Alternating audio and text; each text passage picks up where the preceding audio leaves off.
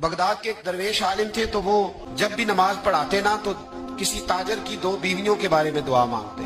नमाज पढ़ाते तो कहते अल्लाह उस ताजर की 2 बीवियों को अपनी खास रहमतें अता फरमा।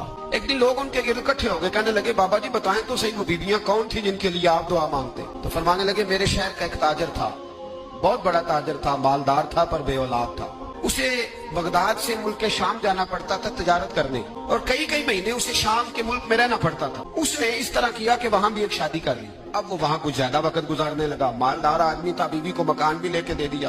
अब वो देर से आता वापिस, और जब आता भी तो उसके वो वाले अंदाज ना होते जो पहले हुआ करते थे। अब बीवी से बड़ा जासूस भी कोई नहीं होता, उसको तो पहले पता चल जाता है कि माजरा क्या है, उसे बड़ी खबर होती है। वो कहने लगी अब के जब आता जाता है तो इसके हालात कुछ बदले बदले से हैं, माहौल कुछ और है। उसने एक बूढ़ा आदमी जो उसका अजीज भी था और समझदार भी था उसको तैयार किया। कहने लगी अब के जब मुल्क